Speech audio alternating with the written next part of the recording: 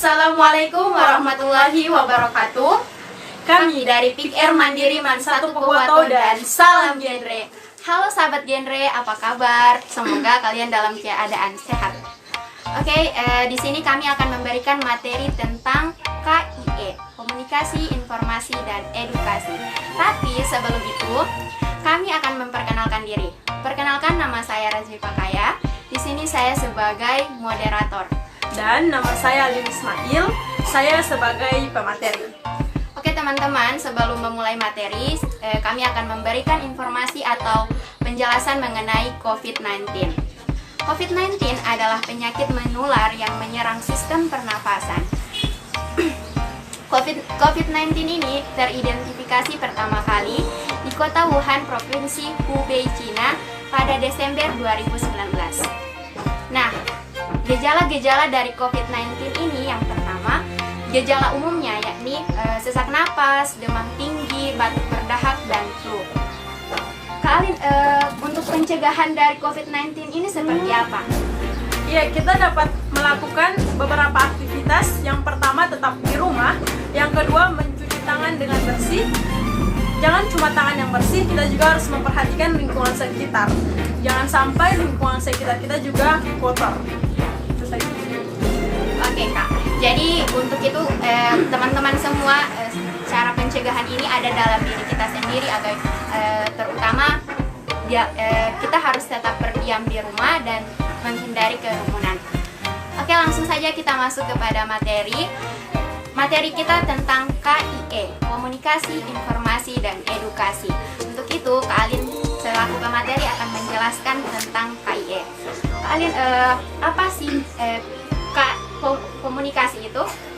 Iya, baik, komunikasi itu Kak Ima berupa pemberitahuan atau pertukaran pikiran yang dilakukan oleh beberapa orang atau lebih dari satu orang.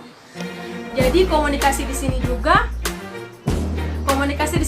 meliput 3 pengertian. Yang pertama secara etimologis, secara terminologis, dan secara paradigmatis. Nah, kita berbicara seperti ini Kak Ima, ini juga termasuk seperti komunikasi, saling berinteraksi dengan orang sekitar. Kalau pengertian secara etimologi, komunikasi berupa penyampaian informasi yang disertai dengan pesan-pesan tertentu oleh setiap orang. Selanjutnya, pengertian komunikasi menurut secara terminologis, yaitu proses penyampaian pesan kepada seseorang. Yang ketiga, proses komunikasi secara paradigmatis itu Kak Ima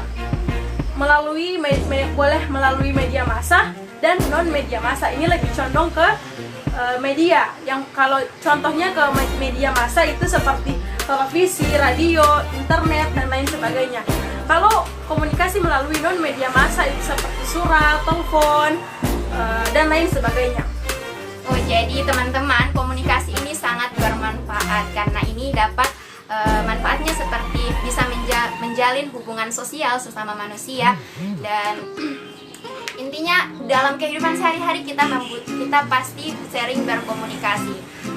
Oke, ada tambahan sedikit dari Kak Alin atau bagaimana tentang komunikasi? Komunikasi itu seperti ini. Kita berbicara seperti ini Kak Ima, ini juga termasuk dalam komunikasi. Karena pengertian komunikasi itu kita pemberitahuan atau bertukar pikiran kepada seseorang yang lebih dari satu. Tidak mungkin kita berkomunikasi dengan diri kita sendiri. Ya, jadi teman-teman, telah disampaikan oleh Kak Alin bahwa komunikasi ini memang sangat-sangat penting. Oke, selanjutnya kita masuk ke informasi. Jadi kalian di rumah pasti bertanya-tanya, apa sih informasi itu dan pengertian secara luasnya. Untuk itu, Alin Ismail akan menjelaskannya. Iya, baik, informasi teman-teman. Informasi adalah pesan yang disampaikan seseorang atau komunikator kepada komunikan. Nah, informasi ini juga penerima informasi yang sangat dilihat dari beberapa banyak umum itu dilihat dari alat indera. Kita bisa menerima informasi bisa menyaring informasi itu dari alat indera kita sendiri. Nah, sehingga individu dapat memahami kualitas fisik lingkungannya. Tidak mungkin kita memberikan informasi kepada orang yang contoh tidak bisa berbicara. Nah, bagaimana cara kita untuk memberikan informasi kepada orang tersebut?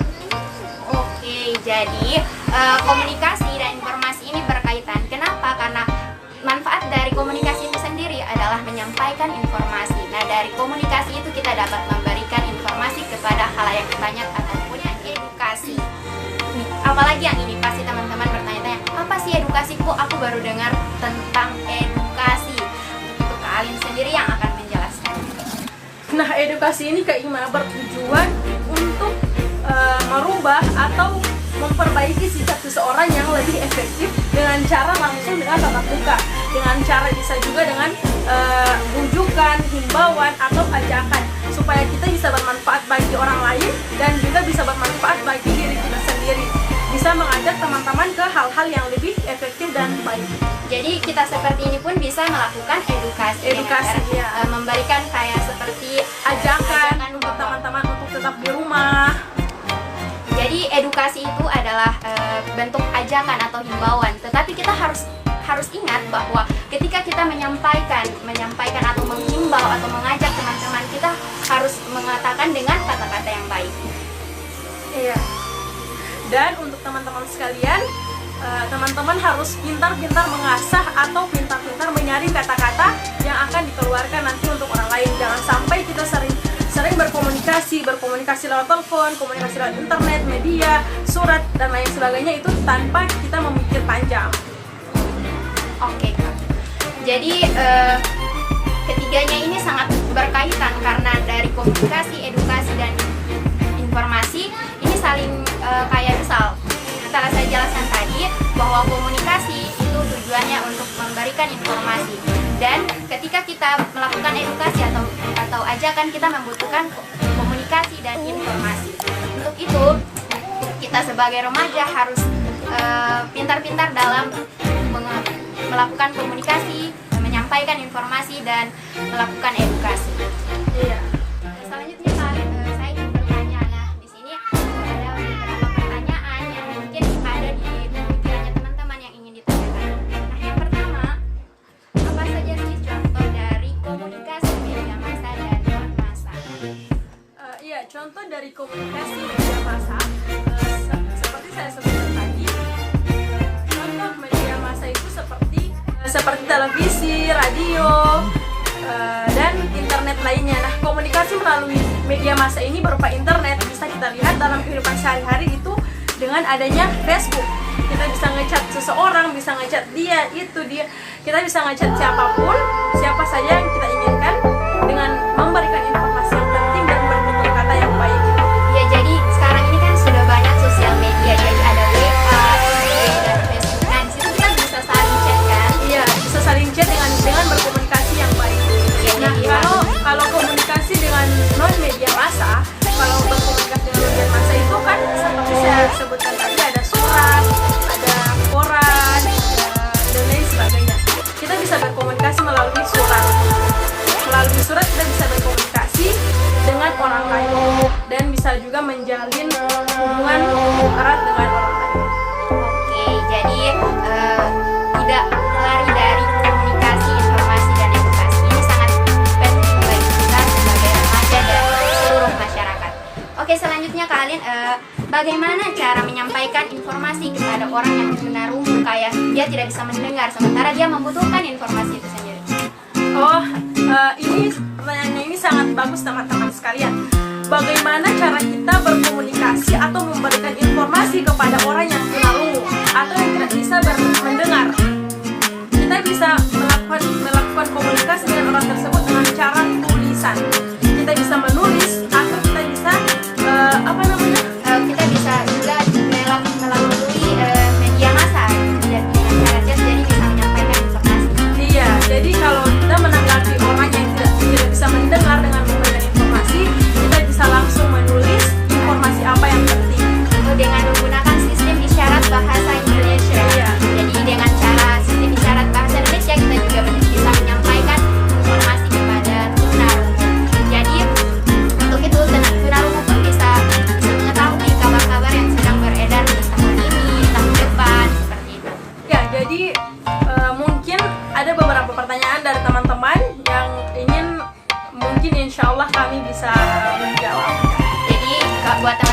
masih bingung atau ingin bertanya atau ingin curhat kepada dan bingung mau curhat kepada siapa, langsung saja hubungi akun kami di PR Mandiri Mandiri Pohuwato. Dijamin privasi. Oke, jadi sekarang ini kita lagi dilanda pandemi COVID-19. Jadi di sini kita sudah social distancing, menjaga jarak menjaga jarak 1 meter, minimal 1 meter. PR Mandiri menghimbau untuk semua masyarakat dan teman-teman remaja agar tetap stay at home dan selalu menjaga jarak dan banyak mencuci tangan dengan sabun, menghindari dan yang paling penting menghindari kerumunan. Dan teman-teman sekalian, virus ini sudah mulai marak di telinga kita, sudah mulai mempengaruhi sehingga dapat mengakibatkan panik dan kecemasan lainnya. Seperti kita ketahui, sudah 34 provinsi di Indonesia yang sudah terpapar virus COVID-19 ini. Nah, untuk teman-teman sekalian, marilah sama-sama kita menjaga diri kita dari berbagai macam virus yang ada. Ya, mungkin sekian dari kami. Mohon maaf jika ada kata atau kesalahan. Selanjutnya saya silakan kepada Bu. Oke, jadi itulah penyampaian dan sedikit. Semoga bermanfaat dan bisa mengambil sisi baiknya.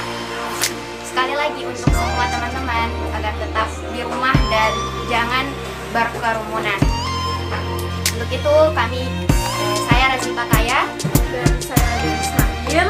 pamit. Wassalamualaikum warahmatullahi wabarakatuh.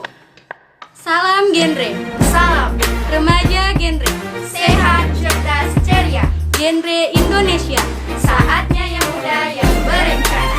genre Gorontalo, Amiatia Moniati Gurondalo Mobio. genre Mansapo, Ami Mowali Poogaga Pohuwato. Sekian dari kami. Wassalamualaikum warahmatullahi wabarakatuh.